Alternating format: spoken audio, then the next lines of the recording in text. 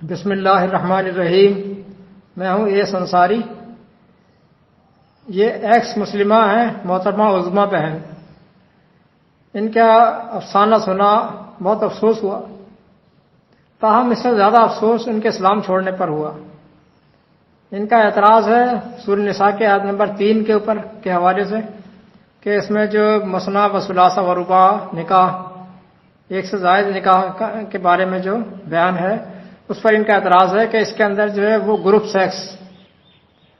Sex کرنے کا کوئی نسخہ ملتا ہے. Group sex. پہلے آپ ان کا بیان سنیں، پھر میں اس پر بحث کرتا ہوں.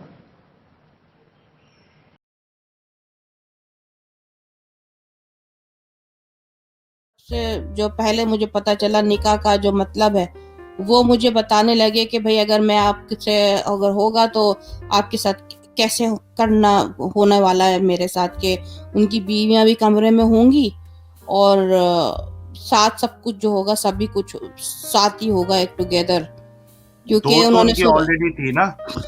جی لیکن نکاح جب ہوگا نا شادی والے رات تو وہ کہنے لگے کہ میری بیویاں بھی موجود رہیں گی اس کمرے میں. فورسم کرنا تھا کیا ان کو؟ جی انہوں نے مجھے سورہ نساء 4 اور اس کی 3 ورس بتائی کہ اس میں لکھا ہوا ہے، نکاح کا ورڈ ہے کہ تم نکاح کرو، انٹرکورس کرو 2 3 3 4 4 سے. اس میں یہ نہیں لکھا کہ الگ الگ کرو. اس میں گروپ سیکس کا لکھا ہوا ہے اس میں. اچھا، وہ قرآنس نے ایسا اس کی تعبیر کی ہے، یعنی ہاں اس میں تو کوئی نہیں ہے، وہ تو حدیثوں سے ملے گا کہ شاید حدیثوں میں ہے کہ مطلب آپ ایک ساتھ انٹرکورس نہیں کر سکتے، یعنی ٹو سم 3 سم 4 سم والا کانسیپٹ نہیں ہے، یہ حدیثوں میں ملتا ہے. لیکن قرآن کے حساب سے تو ایسی کوئی قید بتائی نہیں گئی ہے، تو چونکہ قرآن سے جی سورہ نساء 4 ہے، اس کی 3 ورس میں ایک اگر آپ ٹرانسلیشن کریں گے نا لٹرلی تو لٹرلی اس کا ٹرانسلیشن اس میں وہی، میں نے سچ والے سے بھی میں نے ان سے پوچھا تھا اور بھی بہت سارے جو ہیں، اور میں نے خود بھی اس کا عربی کا مطلب میں نے پڑھا خود بھی. تو یہ کہ صاف لکھا ہوا ہے اس میں کہ نکاح کرو یعنی انٹرکورس کرو 2 2 3 3 4 4 عورتوں سے. تو اس میں صرف 2 نہیں لکھا ہوا، 2 2 3 3 4 4 عورتیں نکاح کرو، انٹرکورس کرو، یعنی کہ یہ گروپ سیکس کا ہے. اس میں کوئی وہ نہیں لکھا ہوا کہ الگ الگ ہونے والا، کچھ لکھا ہی نہیں ہے کہ الگ ہو. تو اور مجھے یہ بتایا گیا، میں شوق میں پہنچ گئی. ظاہری بات ہے ڈیفینیٹلی میں نے کبھی ایسا، میرے تو زندگی میں شوق ہی ہوتا جا رہا ہے کہ ایسی باتیں سننے کو ملتی ہیں کہ کبھی میں نے زندگی میں ایسا نہیں سوچا کہ بالکل نہ کبھی دیکھا.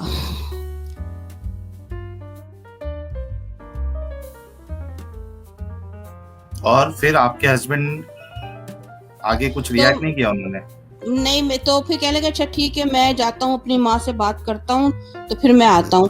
تو وہ کمرے کے باہر جب وہ گئے ہیں اپنی ماں سے بات کیا ہے، تو ماں سے جب بات کرنے کے بعد جب واپس آئے کمرے میں تو کایا ہی پلٹ گئی، یعنی کہ ڈیفرنٹ ہی سچویشن ہو گئی.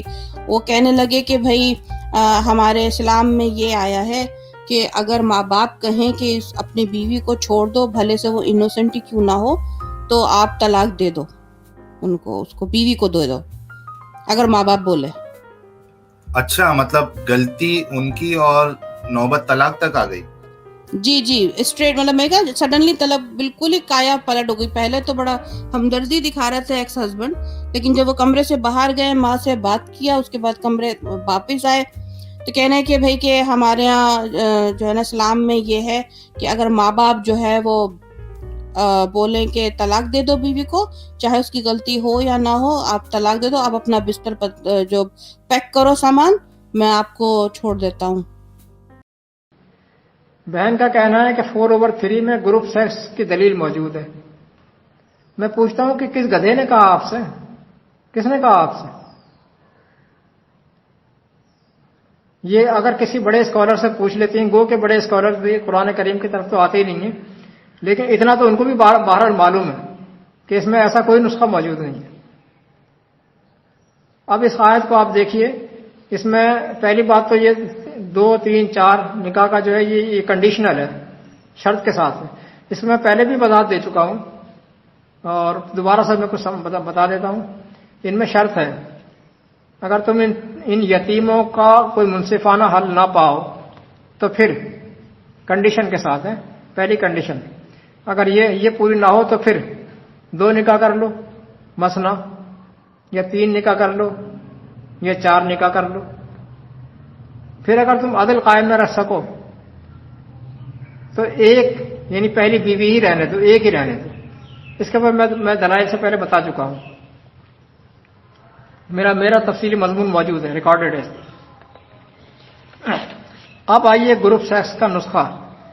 آیت میں کون سا ایسا نسخہ ہے ذرا آپ بتائیں گی یا کوئی بتانا پسند کرے گا؟ اس میں ہے فن کے ہو ماتاب لکم، فن کے ہو، نکاح کر لو. نکاح کر لو. نکاح کے لغوی معنی، اب آئیے نکاح کے لغوی معنی. نکحت المرأۃ تزوجت فہی ناکحۃ ای ذات زوجین. عورت نے نکاح کر لیا پس وہ نکاح والی ہو گئی ایک زوج یعنی ایک مرد کے ساتھ نکاح اس نے کر لیا. نکاح صرف ایک مرد اور عورت کا ہوتا ہے، باہمی نکاح. ایک مرد اور ایک عورت کا باہمی تعلق، یہ نکاح ہوتا ہے آپس میں. 2 عورتوں کا نہیں ہوتا، نہ 2 مردوں کا ہوتا ہے. تزوجہ ایک دوسرے سے نکاح کرنا، میل اور فیمیل کا. نہ 2 عورتوں کا نکاح ہوتا ہے، نہ 2 مردوں کا ہوتا ہے. اس کو تزوج کہتے ہیں، ایک میل ایک فیمیل. تو یہ دونوں میاں بیوی ایک وقت میں 3 بے لباس کیسے ہو سکتے ہیں؟ یہ دونوں میاں بیوی تو ہو گئے ایک دوسرے کے زوج. 3 یہ بے لباس کیسے ہو سکتے ہیں؟ کس قانون کے تحت؟ کیونکہ 2 عورتیں تو آپس میں ایک دوسرے کے نکاح میں نہیں ہیں، وہ تو نکاح میں نہیں ہیں. اور قرآن کا یہ فیصلہ ہے کہ عورت اور مرد دونوں کے لیے. آپ یہ ذہن میں رکھیں. لوگ سمجھتے ہیں صرف مردوں کے لیے. یہ جتنے بھی احکامات آتے ہیں عورت اور مرد دونوں کے لیے یکساں ہوتے ہیں. تو یہاں پر 70/29 کے آپ دیکھیں، والذین لفروجہم حافظون 70/29. پھر آگے دوسری جگہ پر الا علی ازواجہم 23/5. یہ دونوں آیات مل کر یہ بات بنتی ہے کہ یہ اپنے پرائیویٹ پارٹس کی حفاظت کریں گے. والذین لفروجہم حافظون، یہ اپنے پرائیویٹ پارٹس کی حفاظت کریں گے سوائے اپنے ازواج کے. الا علی ازواجہم، سوائے اپنے ازواج کے. یہ دونوں 70/29 اور 23/5 یہ قانون بنا، پرائیویٹ پارٹس کی حفاظت سوائے اپنے زوج کے. اور سورہ معارج کی جو آیت ہے 70/29 اس میں ویسے بھی لفظ حافظون جو آیا ہے، حافظون والذین لفروجہم حافظون، یہ حافظون لفظ جو آیا ہے یہ عربی کے باب مفاعلہ سے ہے. باب مفاعلہ، حافظہ یحافظ محافظۃ حافظون. اس کا مطلب ہوگا آپس میں ایک دوسرے سے بچاؤ کے معنی میں ہے. ہر ایک فرد سے ایک دوسرے سے بچانا ہوگا سوائے اپنی بیوی کے یا سوائے اپنے شوہر کے. یعنی اپنی بیوی اور شوہر کے علاوہ باقی سب سے حفاظت کرنا ہے پارٹس کی، پرائیویٹ پارٹس. عظما یہ آپ کو کس نے بتا دیا کہ اس آیت 4/3 میں گروپ سیکس کا کوئی نسخہ نکلتا ہے، موجود ہے؟ غور تو کر لیا ہوتا، پوچھ تو لیا ہوتا، تحقیق تو کر لی ہوتی. آپ نکل بھاگی اسلام سے. اسلام خراب ہو گیا. گدھوں نے اسلام خراب کر دیا ہے.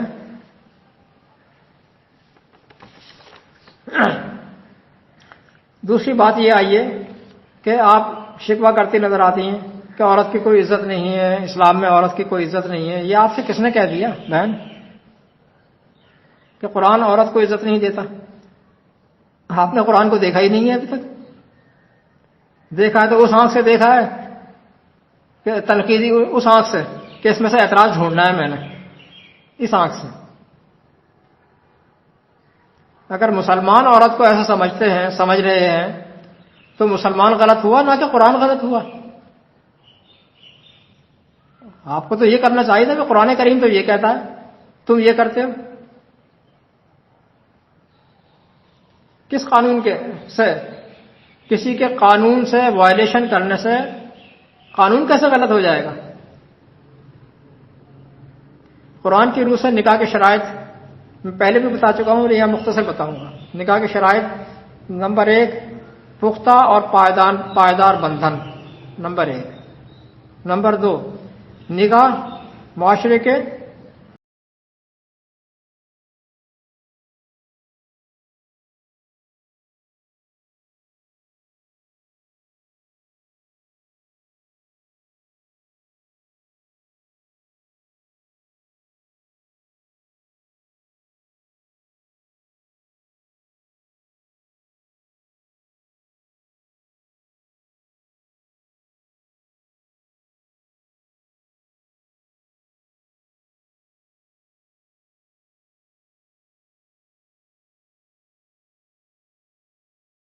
معاشرے کی وٹنس میں ہوگا، چوری چھپے نہیں ہوگا.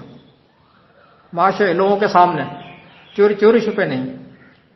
نمبر 3 عفت اور عصمت کی حفاظت کے لیے ہوگا، نہ کہ شہوت رانی کے لیے، سیکس کے لیے.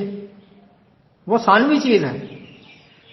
پرائرٹی جو ہے وہ عزت کی ہے، عزت کا تحفظ، چیسٹیٹی کے لیے. اچھا، اب آئیے نمبر 4. عورت کو نکاح کے وقت تحفتاً مہر بھی کچھ دیا جائے گا، یہ بھی اس کا حق ہے.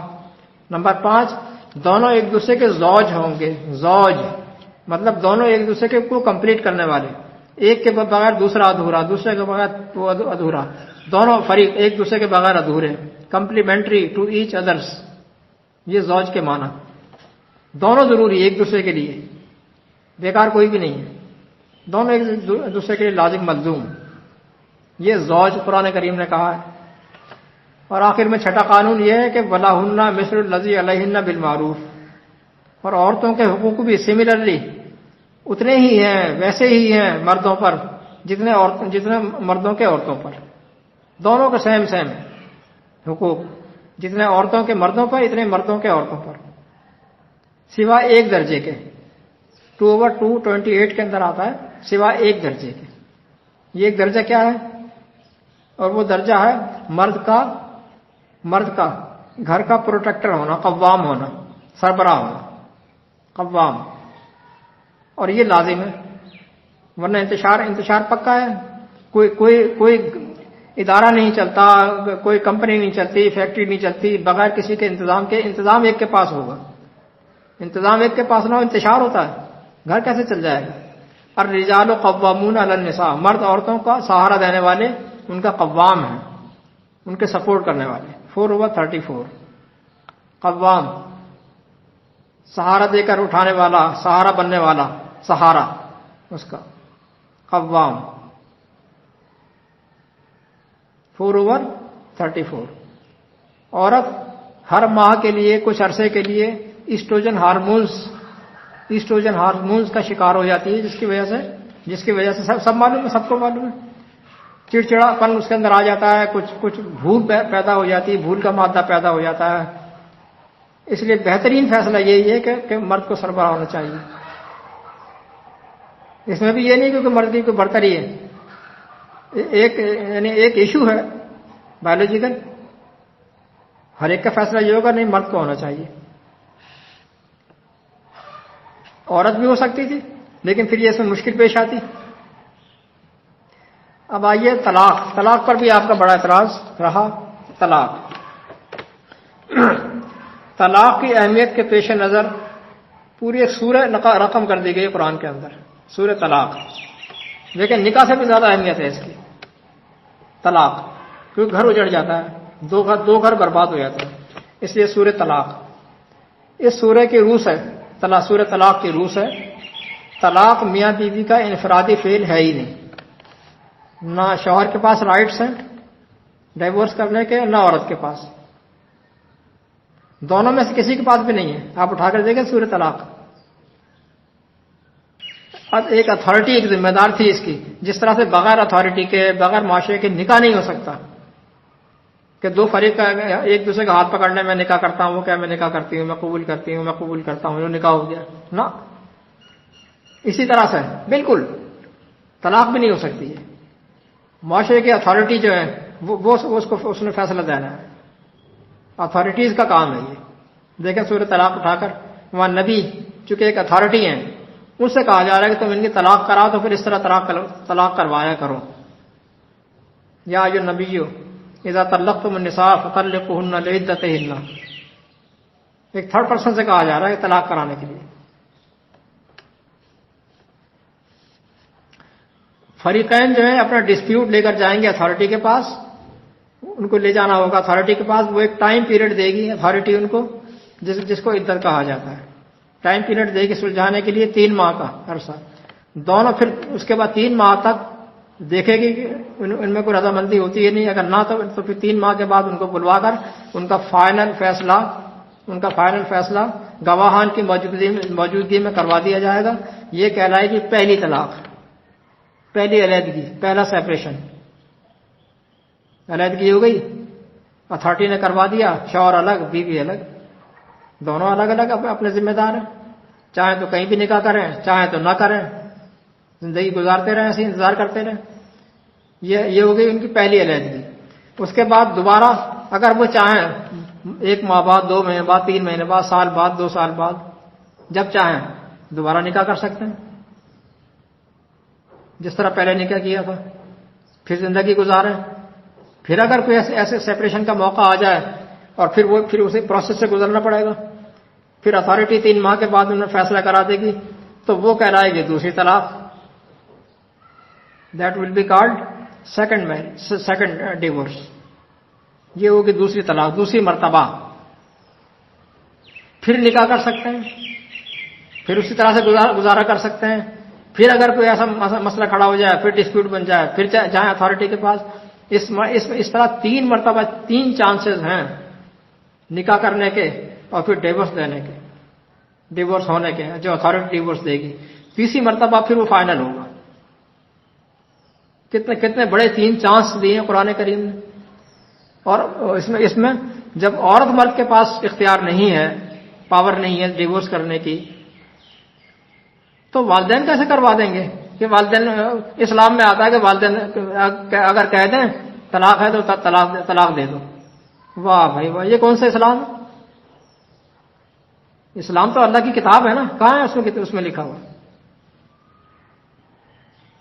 اسلام اللہ کی کتاب ہے. کسی روایت میں لکھا ہوا ہوگا وہ بھی نہیں مانا جائے گا، اس لیے کہ روایتیں تو بہت بعد میں لکھی گئی ہیں، نبی کے نام سے موسوم کی گئی ہیں، نبی نے لکھی نہیں ہیں. اس کے نام سے کتابیں رکھ دی گئی ہیں، ٹھونس دی گئی ہیں. نبی نے یہ فرمایا، نبی نے یہ فرمایا. اور جناب علی سچ والا اور دوسرے اور تیسرے اس کو جو ہے وہ اس کو جو ہے لے کر بیٹھے ہوئے کہ یہ ہے اسلام. دیکھو یہ ہے اسلام. یہ عائشہ سے نکاح کر لیا، فلاں سے یہ کر لیا اور فلاں سے یہ کر لیا. کس نے کر دیا؟ کس نے کہا ہے؟ عائشہ کا نام ہی نہیں ہے قرآن کے اندر. کون سی عائشہ؟ کیسی عائشہ؟ قرآن کریم میں تو نبی کی بیویوں کو نبوت سے پہلے جو ان کے نکاح میں تھیں عورتیں وہ تھیں. بس نبوت کے بعد تو وہ قوم کے باپ بن گئے، ان کی بیویاں قوم کی ماں بن گئی ہیں. وازواجہ امہات المومنین، اس کی بیویاں قوم کی ماں ہیں، مومنین کی ماں ہیں. تو کیا ماں اپنے اوپر سوگن لے کر آئیں گی؟ کون سی عائشہ؟ کسی عائشہ کا کوئی وجود نہیں ہے بھائی اسلام میں. عائشہ نے یہ کر دیا، 6 سال کی بچی سے نکاح کر لیا، فلاں کر دیا، یوں کر دیا، وہ کر دیا. قرآن کریم کو دیکھنا، یہ ہے اسلام. نبی انسان تھا، غلطی سے پاک کوئی بھی نہیں ہے. قرآن کریم کہتا ہے کہ کوئی غلطی سے پاک کوئی بھی نہیں ہے. جناب قل ان زللت 35 اوور 53 اوور 35 کہتا ہے قل ان زللت، اے رسول آپ کہہ دیجئے، اے رسول آپ کہہ دیجئے، قل ان زللت فبما اضل علی نفسی، آپ کہہ دیجئے کہ میں اگر کسی معاملے میں غلط راستے پر چلا گیا، رانگ وے پر چلا گیا، تو وہ میری ذاتی غلطی ہوگی.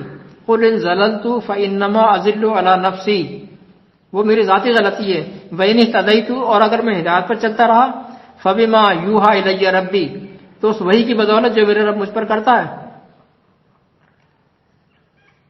نبی کا قول بھی غلط ہو سکتا ہے، فعل بھی غلط ہو سکتا ہے. اتھارٹی صرف قرآن کریم ہے. آپ کہہ دو میں اگر غلط ہو جاؤں تو میری ذاتی غلطی ہے، میرا قول بھی غلط ہو سکتا ہے، میرا فعل بھی غلط ہو سکتا ہے. اول تو نبی کے قول و فعل ہے ہی نہیں ہمارے پاس، اس کی ضرورت ہی نہیں ہے. نہ وہ دے کر گئے، نہ ان کی ضرورت ہے، نہ وہ اتھارٹی ہے. وہ تو قرآن کریم ہے.